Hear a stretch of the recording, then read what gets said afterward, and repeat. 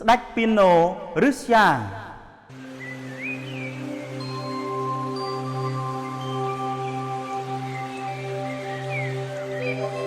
ជាទូទៅស្ដេចពីណូតែងតែសម្រាប់កូនឈ្មោលចៅបើដូច្នេះអញមិនអាចនៅទីនេះទេណែកូនសម្លាញ់ម្ដាយយើងមិនអាចនៅទីនេះទេយើងត្រូវទៅរស់នៅឲ្យឆ្ងាយទើបមានសុវត្ថិភាព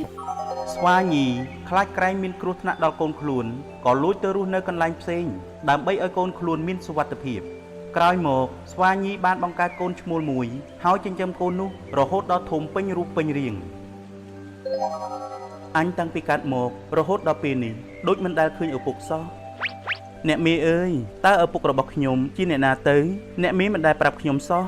អូកូនសម្លាញ់ឪពុករបស់ឯងគឺជាស្ដេចពីណូដ៏សែនខុសខើមានបរិវារច្រើននៅព្រៃធំឯណោះចុះហេតុដូចម្ដេចបានជាអ្នកមេមិននៅជាមួយនឹងលោកឪពុកកូនសម្លាញ់យើងនាំឯងមកទីនេះព្រោះចង់ឲ្យឯងមានសុវត្ថិភាពណាកូនប្រុសខ្ញុំចង់ទៅជួបលោកឪពុកណាស់អ្នកមេ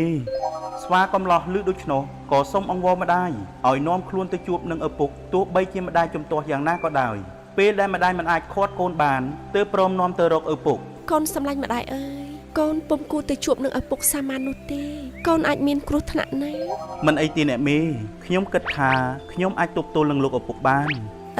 បើដូច្នេះតោះយើងជូនទៅតែកូនត្រូវតែប្រុងប្រយ័ត្នណាបាទអ្នកមេស្វាម៉ែកូនលុះបានព្រមព្រៀងគ្នាហើយក៏បានចេញដំណើរពីដងព្រៃនោះចូលទៅកាន់ព្រៃធំដែលជាទីអាស្រ័យនៅរបស់ស្ដេចពីណូនិងបរិវារកូនសម្លាញ់នោះគឺជាស្ដេចពីណូដែលជាឪពុករបស់ឯងណាបាទអ្នកមេមើលទៅគឺពិតជាខុសខើណាស់ប៉ុន្តែគាត់មិនអាចធ្វើអ្វីខ្ញុំបានទេបាទដូច្នេះពិតជាប្រពៃណាស់កូនប្រុសស្ដេចពីណូពេលឃើញថាកូនរបស់ខ្លួនជាកូនឈ្មោលវាក៏តាំងចិត្តថានឹងសម្លាប់កូនចោលភ្លាមទើបខ្លែងធ្វើជាមកអោបរឹតប្រុងនឹងរឹតឲ្យស្លាប់តែម្ដងអូអានេះគឺជាកូនអញតើអញមិនអាចទុកវាទេណែកូនប្រុសឪពុកចូលមកណែឲ្យឪពុកសុំអបបន្តិចដើម្បីឲ្យបាត់នឹករលឹកបាត់លោកឪពុកកូនក៏មានសេចក្តីនឹករលឹកលោកឪពុកដូចគ្នាពេលអោបស្ដេចពីណូខំរឹតយ៉ាងខ្លាំងតែដោយស្វាពោធិសត្វនៅក្មេងមានកម្លាំងខ្លាំងដែរទើបរឹតទៅវិញដោយកម្លាំងប្រហាក់ប្រហែលគ្នាធ្វើឲ្យស្ដេចពីណូទ្រាំមិនបានទើបបន្ធូរដៃមកវិញពេលដឹងថាខ្លួនមិនអាចយកឈ្នះកូនដោយកម្លាំងបានស្ដេចពីណូក៏ប្រើល្បិចបើអញប្រើកម្លាំងអញមិនអាចយកឈ្នះវាបានទេ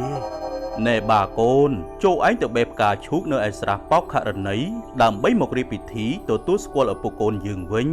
បាទលោកឪពុកខ្ញុំនឹងទៅបេះផ្កាភ្លាមស្វាពោធិសត្វក៏ធ្វើតាមបញ្ជារបស់ឪពុកភ្លាមតែពេលទៅដល់ស្រះហើយគេស្រាប់តែមើលឃើញតែស្នាមជើងចុះប៉ុន្តែគ្មានស្នាមជើងឡើងមកវិញសោះអូតាមពិតលោកឪពុកឲ្យយើងមកបេះផ្កាឈូកគឺដើម្បីឲ្យអរិយទឹកស៊ីយើងទេតាបើយ៉ាងនេះមានតែយើងបេះតែផ្កាណាដែលឈូងដល់ចុះអរិយទឹកនេះមិនអាចធ្វើអ្វីយើងកើតទេណែពីណូហេតុអីបានជាអ្នកមិនចុះមកបេះផ្កាឈូកមក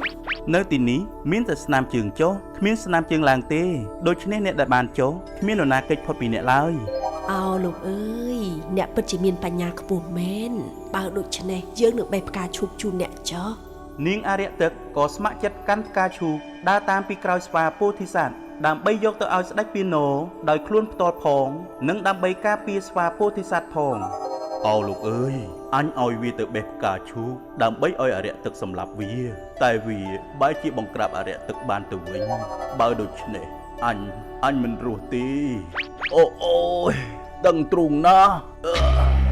ដោយក្តីច្រណែនចំពោះកូនខ្លួនឯងស្ដេចពីណូឈឺចិត្តជាខ្លាំងរហូតគាំងបេះដូងស្លាប់ក្នុងគ្រានោះទៅចំណែកស្វាពោធិសត្វក៏បានក្លាយជាស្ដេចនៃវង្សស្វាចាប់ពីពេលនោះតទៅអ្នកមានបញ្ញាតែងរក្សាខ្លួនឲ្យផុតពីអន្តរាយនានាក្នុងជីវិតអ្នកដឹកនាំគួរលះបង់សេចក្តីច្រណែនឈ្នានេះចេញពីក្នុងចិត្តទើបរស់នៅជាសុខព្រមទាំងដើម្បីសេចក្តីសុខចម្រើនដល់ខ្លួនឯងផងដល់សហគមន៍ផងសូមចុចលើប៊ូតុង Subscribe រួចចុចរូបកណ្ដឹងដើម្បីទទួលបានវីដេអូជាទីជ្រះថ្លាជាច្រើនទៀតពីមាគ៌ាព្រះធម៌នាំមកជូនដោយ Metfone